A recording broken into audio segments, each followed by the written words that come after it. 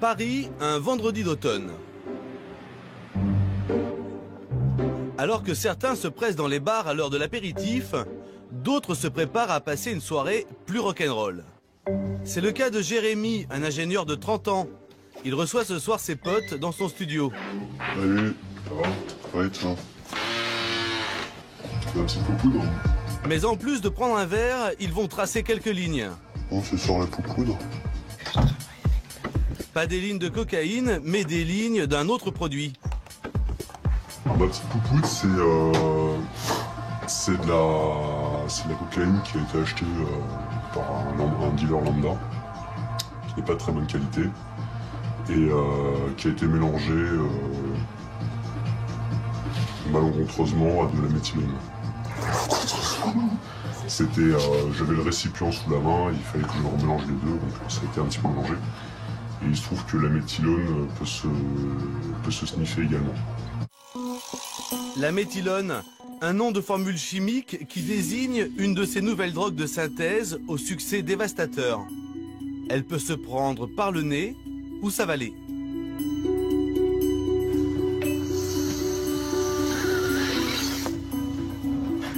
On est plus fatigué là. On est plus fatigué, effectivement. Ça va mieux là. Ça a été caché. Vous avez l'impression de mettre votre santé en danger ou pas? Non, pas dans les quantités où on en prend. Faut pas en prendre tous les jours, ni toutes les 5 minutes, mais... Ces drogues sont vendues sous forme d'engrais, de solvants ou encore de sel de bain. Mais ce n'est qu'une astuce marketing des trafiquants pour que ces produits échappent aux règlements sanitaires. Il y a une inscription en anglais sur le paquet aussi. Not for human consumption.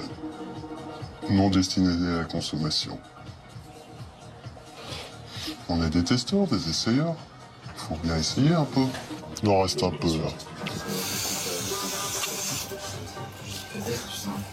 Donc il reste. Voilà. Oh, faut pas gâcher. Hein. La méthylone est une drogue de synthèse aux effets proches de l'ecstasy.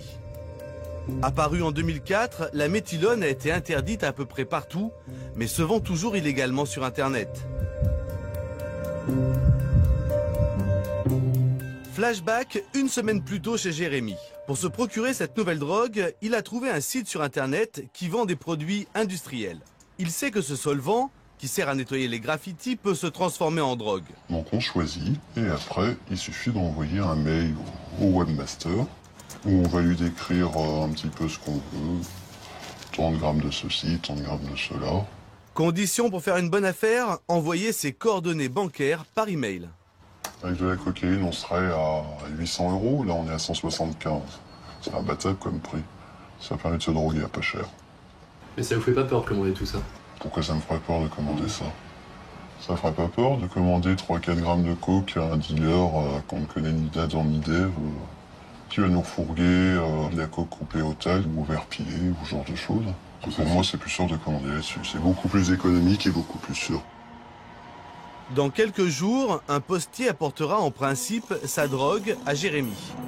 Mais il y a une grande chance qu'il ne reçoive jamais sa commande. À l'aéroport de Roissy, les douaniers traquent les entrées de stupéfiants par les airs.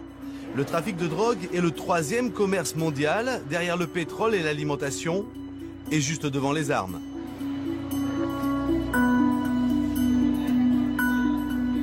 Pour les douaniers, pas facile de repérer ces nouvelles drogues qui se dissimulent facilement dans les enveloppes. Ce matin, Michel Horn, secrétaire général des douanes de Roissy, vient vérifier quelles sortes de drogues ont été saisies à la poste de l'aéroport. Comme tous les jours, des dizaines de colis sont examinés. C'est quoi ça? Je pense que c'est de l'herbe. C'est de l'herbe, ouais, ça sent, hein? Ça sent bien, hein? Et ben voilà, gagné. Il y a même des noms. De l'herbe dans un DVD, pas dur à trouver. Mais dans les colis, les douaniers découvrent de plus en plus souvent des produits presque inconnus. Ça, c'est de l'armine. C'est un produit qui ressemble à une espèce d'herbe. Ça aussi, c'est des drogues. Tout ça, c'est des drogues de synthèse. Et puis là, on a des produits voyez, on ne sait pas exactement ce que c'est. Ce qui est sûr, c'est que c'est des produits stupéfiants, mais bon, on va les envoyer au laboratoire pour avoir plus de certitude. Et ben là, il y a même l'explication, vous voyez, comment le faire, comment le prendre, comment le consommer. Un bad trip, stop, don't panic, relax and recover. C'est quoi? C'est une sélection de paquets que vous avez fait exprès pour nous ou c'est un jour comme ça? Non. Vous n'étiez pas prévu de venir ici. Alors vous voyez, c'est des quantités qui sont trouvées vraiment tous les jours. Des produits nombreux, distribués en petites quantités. Il semblerait que les dealers aient trouvé un bon système pour doubler les douaniers, même si ceux-ci restent vigilants. Au niveau national, nous avons constaté qu'il y avait une forte augmentation des drogues de synthèse. Nous avons multiplié dans certains domaines nos chiffres par 6, par 10, par 30. L'avantage pour les dealers, c'est que les commanditaires de ces envois, comme Jérémy, ne risquent pas grand-chose. Par rapport aux quantités que l'on recherche, ça ne va pas donner lieu à une enquête. Donc ça va être suivant la destination pour des petites quantités comme ça, c'est la justice décide de la destruction des marchandises. Et donc ces marchandises sont par la suite détruites. Et le destinataire, il risque quoi? Alors le destinataire, je vous dis, suivant les quantités, eh bien, il risque surtout de ne pas recevoir son colis. En théorie, Jérémy risque pourtant 1 an de prison et 3 750 € d'amende. Se faire piquer sa commande en douane, c'est ennuyeux, mais pas mortel. Danser pendant des heures en étant le roi de la piste, c'est vraiment cool. Mais une trop forte augmentation de la température du corps ou une tachycardie bien sévère rendent la soirée moins sympa. On prend ces produits pour faire la fête, on prend ces produits pour se mettre high. Sauf que il y a une diminution très très importante de la conscience, il y a des troubles de la coordination physique. Les dommages avec toutes ces nouvelles drogues, c'est la question de l'intoxication. Nous sommes aux urgences de l'Hôtel-Dieu. Comme tous les week-ends, les urgentistes soignent les accidents dus à l'alcool et de plus en plus souvent aux drogues. Bonjour monsieur, qu'est-ce que vous avez... Regardez-moi. Qu'est-ce que vous avez pris? De l'alcool? Cannabis? Shit ou herbe? Vous avez pris de la drogue ou quelque chose d'illégal? Ces nouvelles drogues de synthèse peuvent prendre les médecins au dépourvu. Ne bougez pas, ne parlez pas, juste une seconde. Le temps de faire un électrocardiogramme. Avec des nouvelles drogues qui arrivent, avec des produits qu'on ne connaissait pas, il y a parfois des symptômes qu'on ne connaissait pas. Donc au bout d'un cas, 2 cas, on arrive à apprendre et on apprend, j'allais dire, sur le tas avec ces nouvelles drogues de synthèse. Votre nom, c'est quoi, s'il vous plaît? D'accord, je vous vois tout de suite. C'est cette demoiselle qui était état d'ébriété, voilà. Sur quoi? Sur les témoins? Non, c'est sur cette diarrhée. Selon les pompiers. Une femme de 21 ans vient d'arriver. Les pompiers l'ont récupérée à la sortie d'une fête. Qu'est-ce que vous avez pris, mademoiselle? De l'alcool? Vous avez pris de l'alcool? Et puis quoi? Vous avez pris des drogues? Oui, un petit peu. Un petit peu. Et alors pourquoi vous êtes dans cet état? Parce que GHB. J'ai quoi? GHB. GHB? Ah, vous avez pris du GHB? Non. C'était à quelle heure, vous vous rappelez? Oui. C'était à quelle heure? C'est où le 14e? 14e arrondissement. Ouais, là, l'interrogatoire est typiquement pas fiable. C'est-à-dire qu'on est sur quelqu'un qui dit oui, qui dit non, qui répond pas aux questions. Donc on va accrocher simplement des éléments d'interrogatoire. Et un des éléments d'interrogatoire fiable, c'est ce mot GHB qui vient pas de nulle part. Elle l'a pas inventé. Donc... Allez, aidez-moi là. Un peu. Cette jolie fille a pris volontairement du GHB, mais sans savoir la dose qu'elle peut supporter. En petite quantité, le GHB est un euphorisant. Mais à haute dose, il crée des trous de mémoire. La drogue du violeur, comme on l'appelle, était rajoutée en cachette dans des verres d'alcool dans les années 90, d'où sa très mauvaise réputation. Quels sont les risques avec du GHB? Les risques avec du GHB, les risques, c'est la perte de connaissance, le fait qu'elle ne soit pas consciente de ce qui se passe autour d'elle et qu'elle puisse... Généralement, les personnes qui prennent du GHB, c'est ce qu'on appelle la drogue du viol. Donc les risques, c'est associé à tout ça. C'est surtout le fait de perdre conscience, de ne pas avoir connaissance de son état et de faire n'importe quoi. Allez, essayez de vous réveiller un peu là. Ouais, vous êtes fatigué? Le GHB et le GBL sont de la même famille. Ce sont des molécules très proches. Le GBL est un nettoyant pour jantes aluminium. Récemment interdit en France, on a pu en acheter légalement pendant plusieurs années.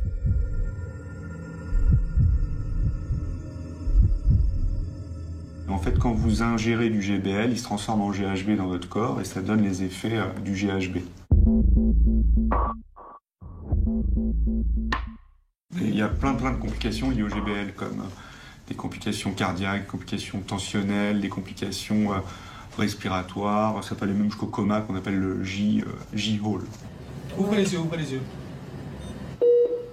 Et le problème, c'est qu'ils font quasiment tous une surdose, ils perdent connaissance pendant quelques minutes.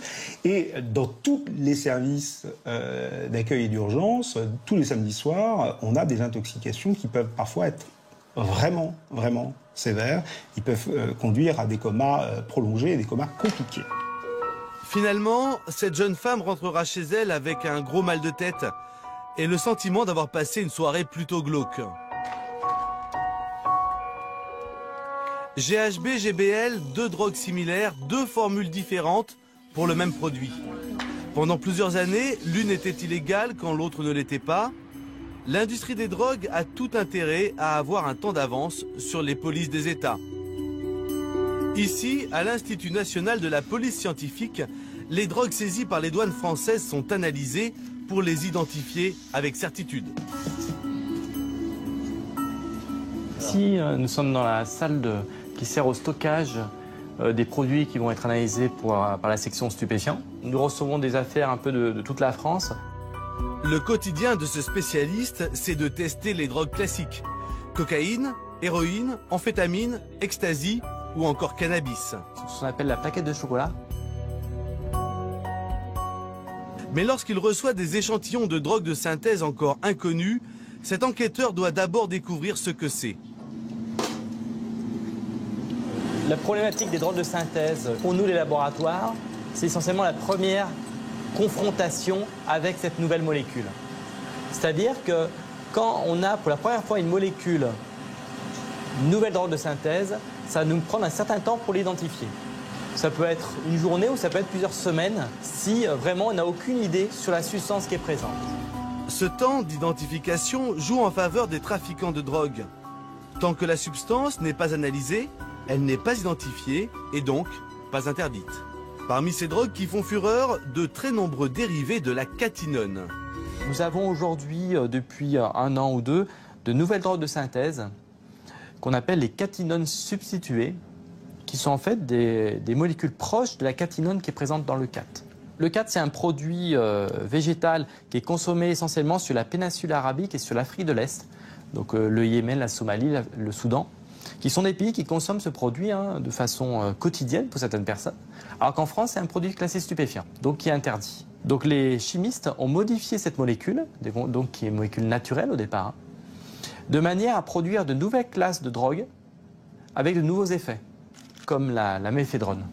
À partir de ce socle commun qu'est la catinone, les trafiquants ont donné naissance à de nombreuses petites sœurs de synthèse. Avec une composition chimique proche, mais un peu différente, ces drogues ont changé de nom, d'effet et surtout de classification légale. Les dangers pour toutes les catinones synthétiques, c'est à peu près les mêmes. C'est des troubles cardiaques, des troubles respiratoires, des troubles digestifs, des maux de tête, des comas. Ça, c'est sur le plan de la santé physique. Et sur le plan psychiatrique, il y a des risques de dépression, de tentatives de suicide et d'épisodes délirants et de bad trip. Au sein de cette famille de dérivés de la catinone, la plus tristement célèbre de toutes est la méphédrone. La méphédrone, il y a eu l'année dernière un engouement absolument majeur en France et dans le milieu parisien. On en trouve sur Internet dès 2007. À l'époque, la méphédrone est vendue comme engrais. C'est un peu le post-ecstasy et il a aussi des effets psychostimulants qui se rapprochent de celui de la cocaïne. C'est de l'euphorie, c'est du bien-être, c'est un sentiment de toute puissance et puis un contact social facile. En gros, c'est j'aime tout le monde et tout le monde m'aime et c'est très bien et je plane. Et dans une deuxième phase, qui est une phase de descente, on trouve des situations qui sont quand même très angoissantes. Le fait d'avoir très mal à la tête et d'avoir une impression très curieuse d'avoir des décharges électriques dans le cerveau, hein, ce qu'on appelle le brain zapping. Le cerveau tombe à un moment, il y a une espèce de coupure comme ça, une coupure de la conscience qui dure quelques minutes. Et c'est en règle générale très angoissant et ça peut durer plusieurs jours, hein, jusqu'à un véritable syndrome dépressif au bout de 3-4 jours quand on vit des choses aussi difficiles. Mais pour les clubbers anglais, qu'importent les conséquences. Le sentiment de bonheur généré par la méphédrone est tellement fort que son succès est foudroyant. En 2009, elle devient la 4e drogue consommée en Angleterre, juste derrière le cannabis, la cocaïne et l'ecstasy. Pourtant, début 2010, le gouvernement anglais l'interdit. On lui impute des cas d'overdose ayant entraîné la mort de plusieurs jeunes. L'Angleterre a pris un certain nombre de mesures interdisant cette substance. L'Europe a échangé les informations.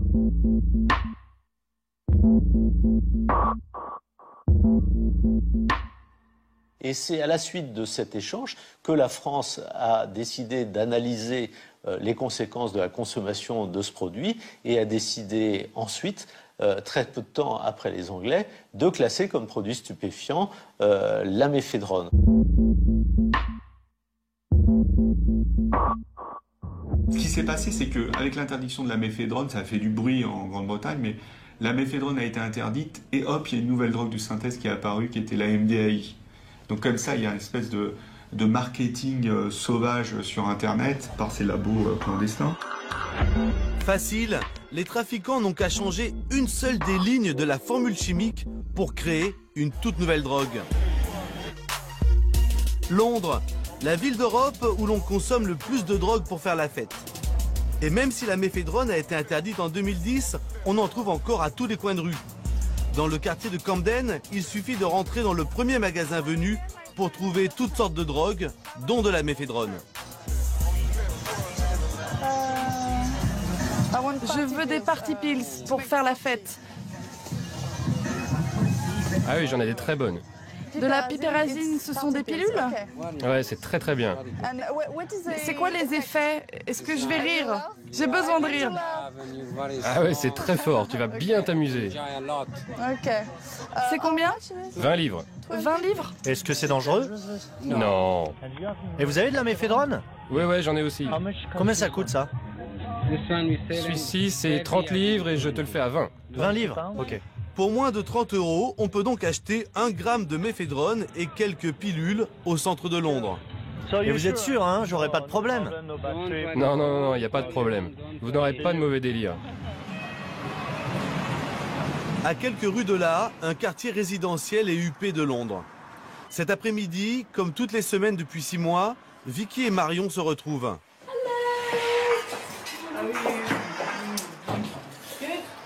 Allez, rentre. Ces deux femmes ont un triste point commun, leurs filles sont mortes après avoir pris de la drogue en soirée. C'est une belle photo de Louise. On l'avait mis sur son cercueil pendant l'enterrement. Louise, la fille de Vicky, avait 21 ans. Elle étudiait le stylisme et c'était une fêtarde.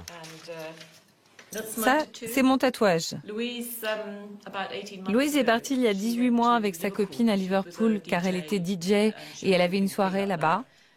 Elles ont raté leur bus, elles ont bu et fait je ne sais quoi d'autre. Elle est revenue avec un tatouage là, juste sur le bras avec écrit maman. Et elle m'a dit voilà, c'est ton cadeau de fête des mères. Donc après sa mort, j'ai fait le même. Elle était folle, mais dans le bon sens. Elle était juste exubérante et extravertie. Elle faisait des dessins de mode adorables. Le jour où elle est morte, elle était avec des amis et ils fêtaient son entrée à l'université. Et les autres personnes avec qui elle était, je l'ai appris par la suite, étaient tous de très gros consommateurs de kétamine.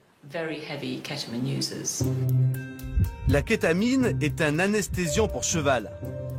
Légèrement dosée, c'est une drogue de soirée populaire qui se sniffe et donne l'impression d'être dans du coton.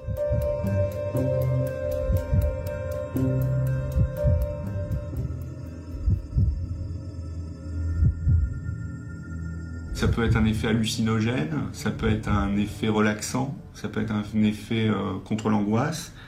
Et il y a aussi dans certains cas ce qu'on appelle la dépersonnalisation, la déréalisation, c'est-à-dire qu'on a l'impression que son corps sort de son corps et que le monde qui entoure est pas très réel. Et certains sont même allés jusqu'à l'expérience de mort clinique, vous savez, cette lumière au bout du tunnel. Donc on voit un peu tout dans la clinique de la kétamine. La kétamine est un anesthésiant puissant, donc vous avez une montée, c'est d'ailleurs pour cela que les gens en prennent, mais normalement vous l'éliminez en dormant. Les autres, ils sont tous allés se coucher ou dormir, ou je ne sais pas ce qu'ils ont fait. Elle était certainement à un niveau différent d'intoxication. Et comme elle ne pouvait pas dormir, elle a décidé de prendre un bain pour redescendre. Et sa copine l'a découverte 1h30 plus tard. Elle a dû perdre connaissance immédiatement et se noyer dans son bain. Quant à Esther, la fille de Marion, c'était la parfaite étudiante en médecine. Mais elle a mélangé du GBL à de l'alcool, ce qu'il ne faut jamais faire. Mon sentiment, c'est que si c'est arrivé à Esther, ça peut arriver à n'importe qui. Absolument n'importe qui. C'était la dernière personne à qui ça pouvait arriver. C'était une des meilleures élèves, c'était une pom-pom girl, une athlète. Elle n'était pas informée. Les gens croient que leurs enfants ne prennent pas de drogue parce que seules les mauvaises personnes en prennent. Mais nous savons que 83% des jeunes qui sortent en discothèque en Angleterre prennent de la drogue sous une forme ou une autre. Donc on les regarde dans les yeux et on leur dit « Écoutez, ça pourrait être votre enfant. Il faut vraiment leur dire que même si c'est pour s'amuser, ils pourraient faire partie de ces gamins qui n'ont vraiment pas de chance. » Pour surmonter leur douleur, Vicky et Marion ont décidé de se battre. Elles ont créé la fondation Angélus pour faire de la prévention auprès des familles.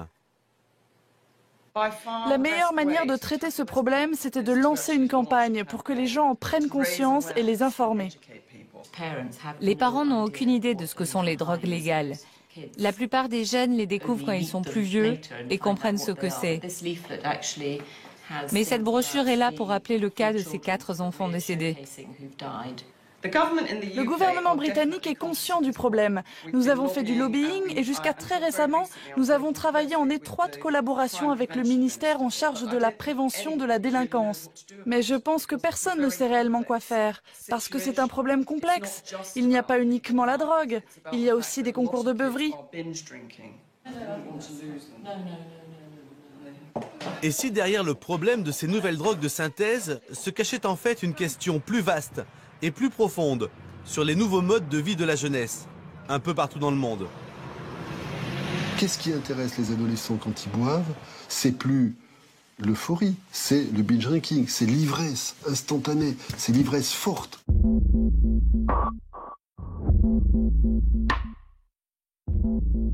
Ces deux choses-là, l'intensité et de l'instantanéité, sont des valeurs qui font le prix de cette expérience. Et notre société, culturellement, valorise ça. On a, et c'est pas un reproche, toute notre modernité, toute la technologie fait qu'on peut avoir de plus en plus vite ce dont on a envie.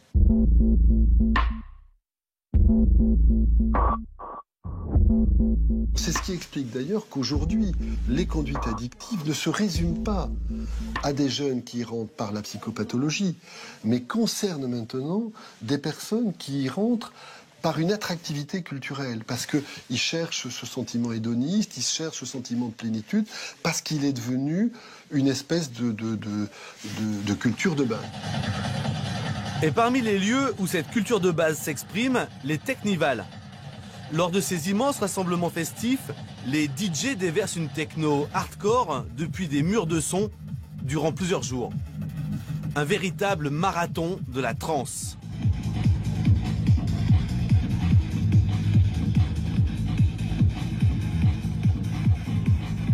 Et bien sûr, qui retrouvons-nous? Jérémy. Il est venu avec toute sa bande pour faire la fête et surtout pour tester de nouveaux produits. sent plus trop ses jambes. T'en as encore un peu sur le nez, là, je vois. Et ce matin, après plusieurs jours de fête, c'est du grand n'importe quoi. Alors, il y a le kétamine, un peu de speed, pas trop, pas mal de coke et pas mal de LSD. Voilà. Vous venez me toper avec ma petite femme qui est plutôt patraque, avec la MD justement. Qu'est-ce que vous prenez, vous? Toutes les drogues qui... Moi, il essaie un peu. C'est quoi, là? Moi, perso, je kiffe bien le trip, la coke, et LSD, les cartons. Vous en prenez depuis combien de temps? Hein? Vous en prenez depuis combien de temps? Depuis longtemps, depuis 35 ans. Le truc Nivelle n'existait pas? 35 ans. Si certains continuent à s'éclater, d'autres accusent en revanche une grosse fatigue.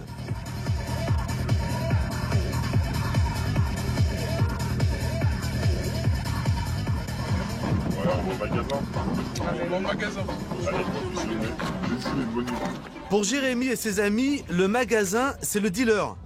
Et celui qu'ils vont rencontrer a une nouvelle substance à leur proposer, une drogue qui revient en force.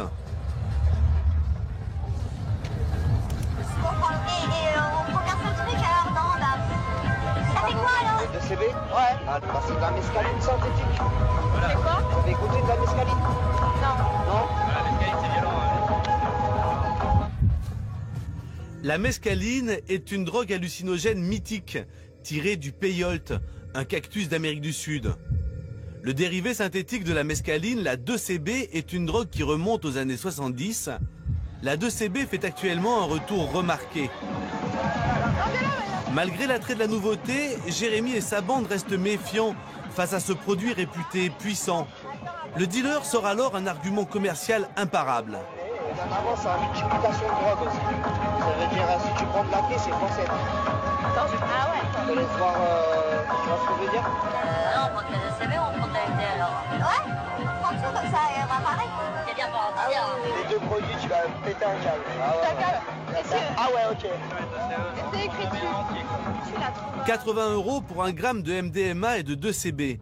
Pas sûr que ce soit une bonne affaire. Pendant leur séjour, Jérémy et ses amis auront pris 8 sortes de drogues différentes. C'est cette consommation multiple qui inquiète. On a affaire à un usager du monde hyper moderne qui prend différentes substances à différents moments en fonction de différentes humeurs ou contextes de vie. Ce sont des dépendants à la cocaïne, des abuseurs de GBL, et ils vont expérimenter la méphédrone en fumant du tabac et les joints. Donc on est dans des combinaisons de polyconsommation et pour certains même de polydépendance. On est vraiment dans l'ère, dans la mode de la polyconsommation. Un produit pour accentuer les effets d'un autre produit, pour diminuer les effets de descente d'encore un autre produit, etc., etc. C'est une vraie chimie. Les apprentis chimistes.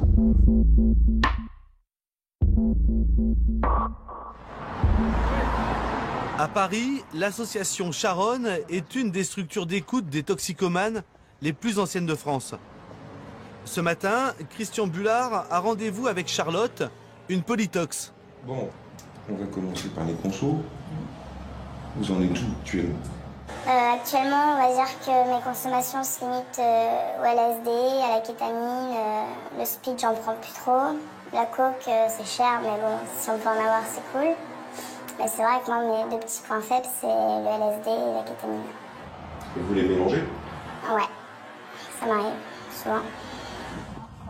Charlotte, 20 ans, a commencé à prendre des drogues dans des raves.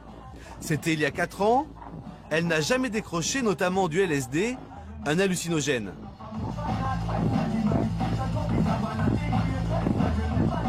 Quand je vais en free, je me retrouve devant 10 kilos de son avec une musique que j'adore, sous LSD. Bah, il n'y a plus rien qui existe, quoi. Je suis au nirvana, quoi. Et tu fermes les yeux, tu vois des trucs. Même si elle adore toujours prendre des drogues, Charlotte a désormais un sentiment plus mitigé. Je ressens, quand j'ai passé 48 heures sans manger, sans boire, sans dormir, c'est vrai que des fois, c'est dur de revenir à la réalité, en fait, quoi. De recommencer une semaine et de se dire que, bon, il faut avoir le sourire, il faut aimer la vie, alors que tu as passé un week-end à rigoler, à voir des trucs de ouf, bah, tout est tellement fade quand tu reviens à la vie réelle, en fait, c'est... Et dans les produits que vous consommez, lequel est le plus, entre guillemets, dangereux? Je dirais peut-être le LSD, parce que c'est une drogue qui fait aller tellement loin et qui fait tellement voyager que quand on vient à la réalité, c'est ça qui est assez dur. Après, sur le physique, tout ce qui est amphétamine pour les dents, même la kétamine pour les voies respiratoires, enfin tout ça, c'est... Je pense qu'il n'y en a aucune qui est meilleure ou pire que les autres parce qu'elles font toutes du mal quelque part en fait. Après, ça dépend où on voit la priorité. C'est une connerie de jeunesse. J'aurais jamais dû y toucher, c'est tout. J'aurais jamais dû être naïve, j'aurais jamais dû vouloir faire comme les autres. Enfin, moi, sans ça, c'est vrai que je serais super stressée, je serais super machin, mais bon, je ferais aussi beaucoup plus de choses de ma vie, je me lèverais plus tôt le matin, je serais moins fatiguée, je serais moins tête en l'air. Voilà, il y a plein de trucs, mais c'est vrai que je me sens un peu, des fois, même si je sais que je gère, je me sens un peu trop prisonnière de ça, justement. Polydépendante, Charlotte veut sortir de ce qu'elle commence à ressentir comme étant une impasse. On se voit samedi. Ouais, bah ouais, on se voit samedi, c'est sûr. Bah, merci. Merci à vous. À Paris, Charlotte a la chance de s'appuyer sur des structures d'écoute. Mais dans d'autres pays, la situation est plus tendue. Parmi les nouvelles drogues de synthèse, il y en a une qui crée une dépendance bien plus forte que tout ce que nous avons vu dans ce film jusqu'à présent. C'est le crocodile. Elle n'est pas encore arrivée en France, mais elle fait déjà des ravages en Russie. Le crocodile rend la peau écailleuse comme celle du reptile et son venin nécrose l'intérieur du corps. Facile à trouver, facile à fabriquer, le crocodile tue des milliers de personnes en Russie. Ekaterinbourg, Sibérie, à 1600 km de Moscou. Mikhail est un ancien junkie. Désormais, il est bénévole dans l'association Ville sans drogue, qui essaie d'éradiquer le crocodile des rues de cette cité industrielle. Ici, on se trouve dans un des quartiers d'Ekaterinbourg. C'est un quartier où il y a beaucoup de junkies. Nous allons vérifier une adresse. Le plus souvent, c'est de la désomorphine, du crocodile. Un délateur a passé un coup de fil.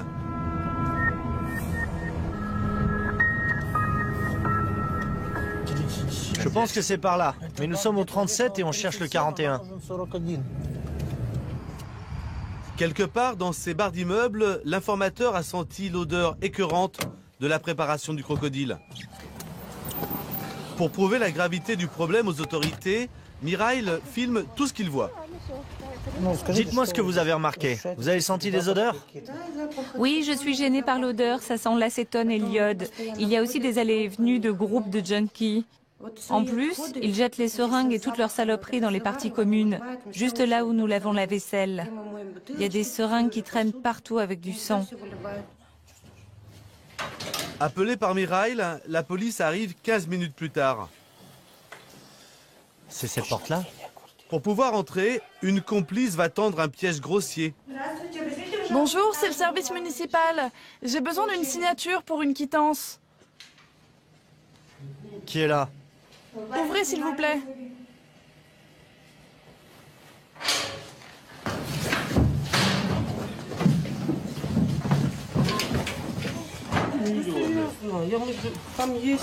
L'appartement est un taudis où la saleté l'emporte sur le délabrement. Les 4 personnes sont tétanisées. Toutes savent qu'elles risquent la prison. Ils étaient en train de se piquer quand on est arrivé. C'est ça les seringues avec lesquelles ils se shootent. Voilà la drogue. Alors quand tu te piques, tu pleures pas? C'est quand on te chope que tu commences à penser à tes enfants. Non, pourquoi? Revenu lui-même de l'enfer de la drogue, Mikhail n'est pas tendre avec les 4 junkies. L'interrogatoire qu'il filme pour le compte de l'association est brutal. À cause du crocodile, le mari de cette pauvre femme de 32 ans est mort dans cet appartement même la nuit précédente. Tu sais que tu vas en crever du crocodile. Tout comme ton compagnon. Tu le sais, non? Tu le sais ou tu le sais pas qu'on crève du crocodile en moins de 2 ans? Tu le sais? Alors pourquoi tu te piques? Regarde à quoi tu ressembles. Je suis sûr que tu fais quoi? Pas plus de 20 kilos? Où est-ce que tu te piques? Dans le cou. Fais voir.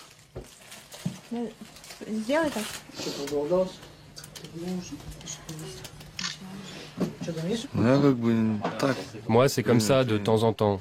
Je sais pas pourquoi je prends du crocodile.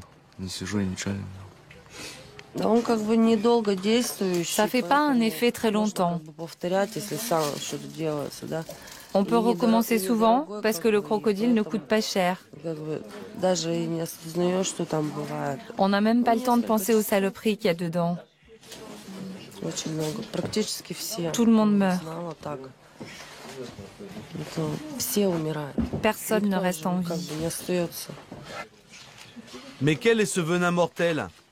À côté des seringues, une tablette de codéine, un médicament antidouleur qui contient de la morphine, mais aussi des bouteilles de plastique qui sentent l'essence.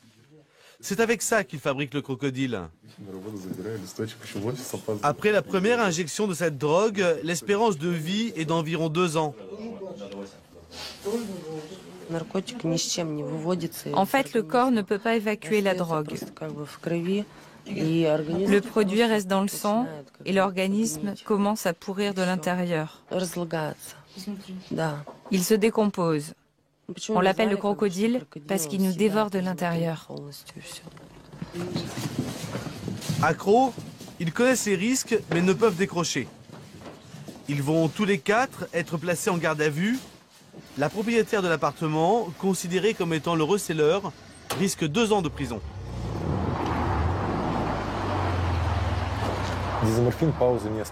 La désomorphine ne laisse pas de répit. Ton corps en réclame au bout de 40 minutes. Les drogués appellent cela le marathon. Ils n'ont même pas le temps de penser à une pause et ils se piquent jusqu'à la mort. On ne peut pas en décrocher.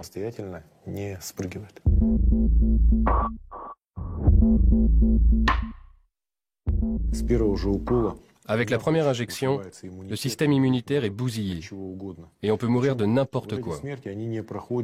Ils ne meurent pas d'une overdose, ils meurent de pneumonie, septicémie, hépatite, VIH, tous ces trucs-là. Ce problème fait vraiment peur.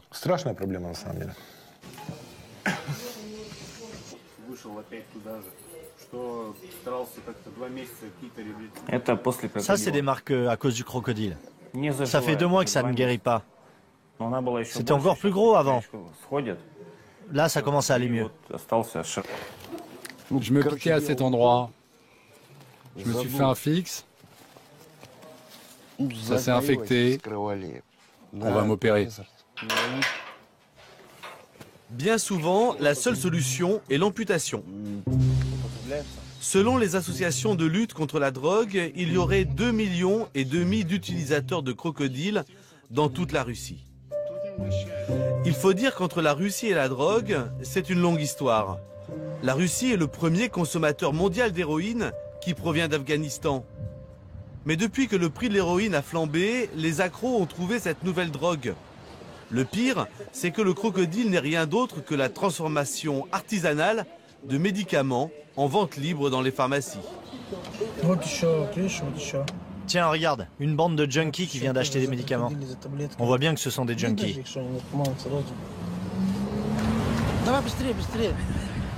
Ce qui révolte Mirail, c'est que certains pharmaciens sans scrupules n'hésitent pas à vendre le kit complet de fabrication du crocodile en toute connaissance de cause. Pourquoi vous enfreignez les directives du ministère de la Santé relatives à la vente de codéine? Vous pouvez me le dire? Pas de commentaire. Vous connaissez la loi. Alors pourquoi vous venez de vendre 3 boîtes à ce monsieur? Je ne vais pas surveiller tout le monde. Vous savez pourquoi ils achètent ces médicaments? Non. Mais si, vous le savez parfaitement. Reprenez vos médicaments, les seringues et l'iode. Ils savent que les jeunes se tuent avec ça. Ils le font exprès de le vendre. Ce sont des assassins. Et si votre enfant s'était rendu en pharmacie et s'était procuré des médicaments, comment auriez-vous réagi? Quel est le rapport avec mes enfants? Je n'enfreins pas la loi. Bon, promettez-moi d'être plus vigilante la prochaine fois. On pourrait faire fermer votre pharmacie, hein. Au revoir. Des menaces en l'air. Mirail n'a aucun moyen légal pour empêcher la pharmacienne de vendre de la codéine sans ordonnance. La décision relève du gouvernement qui traînerait des pieds. L'industrie pharmaceutique fait tout pour produire et vendre un maximum de produits à base de codéine avant que la loi ne change.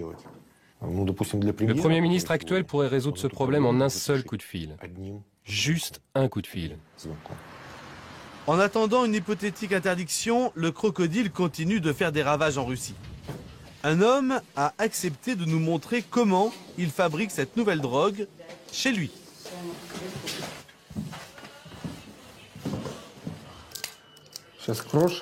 On va commencer par effriter ça, puis il nous faut séparer tous les composants du médicament, la codéine et le paracétamol.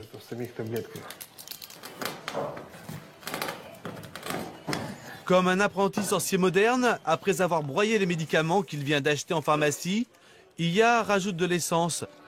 Vous avez bien entendu, de l'essence. On va aller chauffer ça dans la cuisine.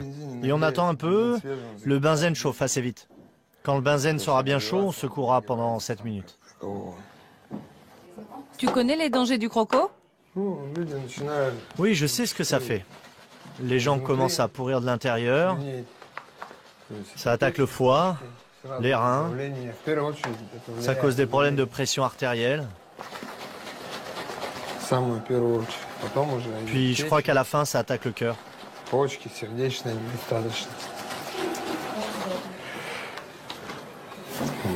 C'est prêt. Je prends ça parce qu'il n'y a rien d'autre. Regarde sur cette photo comment j'étais. Le crocodile, ça tronche petit à petit. La photo à droite, c'était il y a un an et demi. Tiens, regarde, ça s'est séparé. La partie blanche, sous l'essence, c'est le résidu de codéine.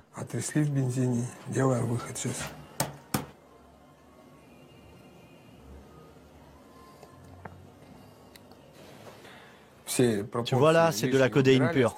Tous les surplus ont été enlevés. Une fois chauffé, cela a la forme d'une croûte. On gratte et on verse la poudre dans une fiole. Iya vient de séparer les molécules de codéine, il va les mélanger avec du soufre. Regarde, on va mettre la boule de soufre. On va faire la réaction chimique. Regardez bien. Une odeur répugnante se répand dans tout l'appartement. Ça sent comme dans les toilettes publiques. L'odeur vient de là. Exactement comme aux chiottes.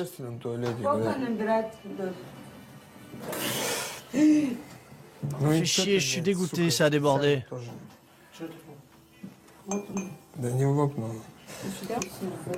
La recette du crocodile est bien entendu plus compliquée à préparer que ce que vous avez vu. Dans ces conditions d'amateurisme total et sans aucun contrôle sur les dosages, les risques d'overdose sont énormes. En Russie, comme partout dans le monde, il est désormais à la portée de chacun de fabriquer de nouvelles drogues de synthèse. Quand ce ne sont pas les trafiquants qui contournent la loi, ce sont les drogués qui trouvent par eux-mêmes les moyens de se détruire.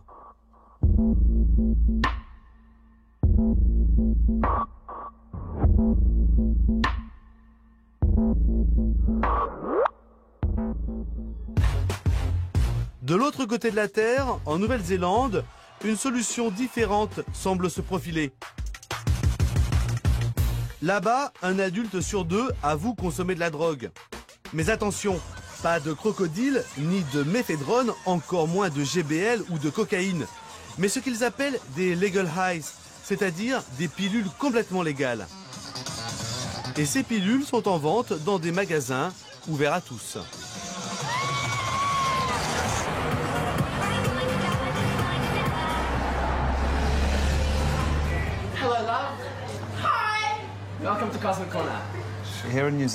Ici, en Nouvelle-Zélande, nous avons tout un tas de drogues légales.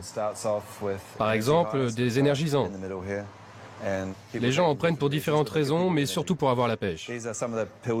Voici 2 sortes de pilules que l'on produit nous-mêmes. C'est comme du MDMA ou de l'ecstasy léger, mais ça ne contient que des ingrédients légaux. L'avantage, c'est que tu peux lire exactement ce qu'il y a dedans, alors que pour les autres drogues, tu n'as aucune idée de la composition. Des drogues dont on connaît la composition, un argument qui porte notamment auprès des consommateurs français, comme ce touriste de passage en Nouvelle-Zélande. Si tu bois, prends du Nirvana.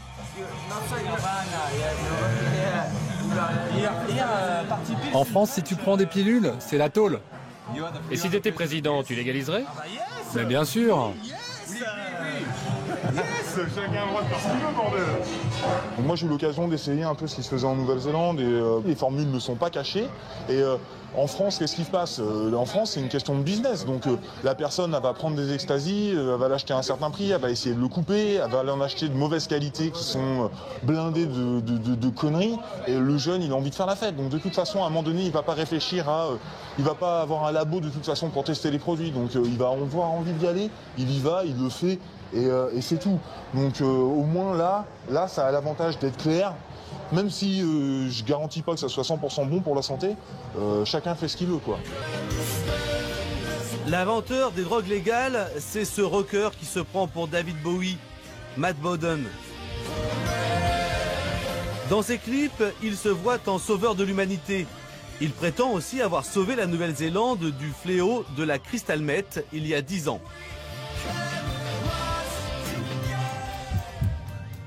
La crystal meth, une amphétamine qui remonte aux années 60, qui a disparu et qui a réapparu. Ses effets sont dévastateurs, comme vous pouvez le voir sur ces images avant, après.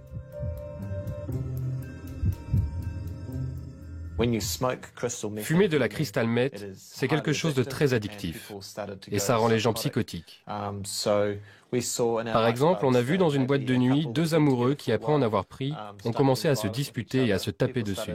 De plus en plus de gens sont devenus accros à cette drogue. Ils perdaient leurs emplois, et comme le prix de la crystal meth augmentait sans cesse, ils perdaient aussi leur maison et tout ce qu'ils possédaient.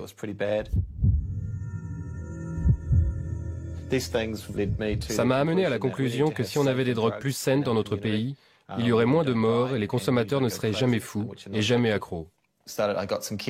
Donc j'ai demandé à des chimistes de fabriquer une drogue qui pourrait remplacer le crystal meth et qui n'entraînerait pas de dépendance et ne ferait pas de dommages au cerveau et aurait très peu de chances de causer des morts par overdose.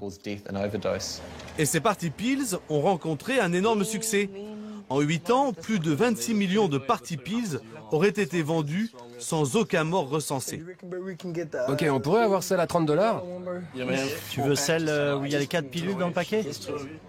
Qu'est-ce que vous avez acheté? On a acheté des pilules 4XS et des Party Poo. Elles sont très bien pour faire la fête.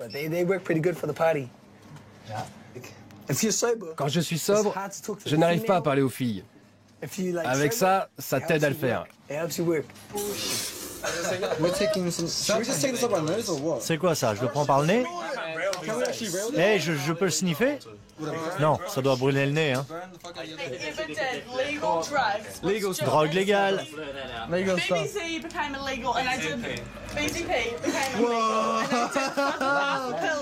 Qui va être à fond ce soir? Le gouvernement néo-zélandais a interdit plusieurs fois les drogues de ce dealer bon teint qu'est Matt Bodden. La situation des drogues légales en Nouvelle-Zélande, c'est pourtant compliqué, mais Matt Bodden a de nouveau changé les formules chimiques de ses pilules et son business a repris de plus belle.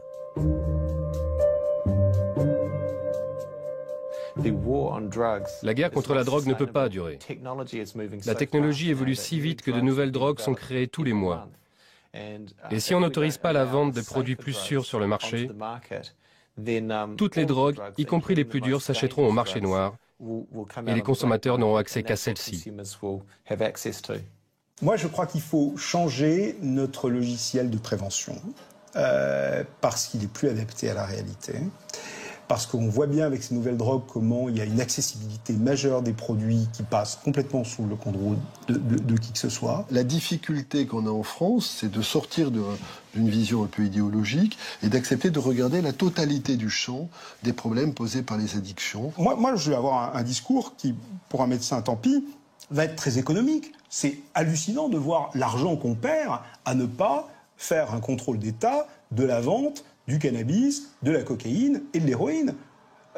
L'État récupérerait un argent important, qu'il faudrait d'ailleurs, bien évidemment, investir immédiatement dans les stratégies de prévention, les stratégies de réduction de risque et les stratégies de traitement des sujets qui en deviennent dépendants.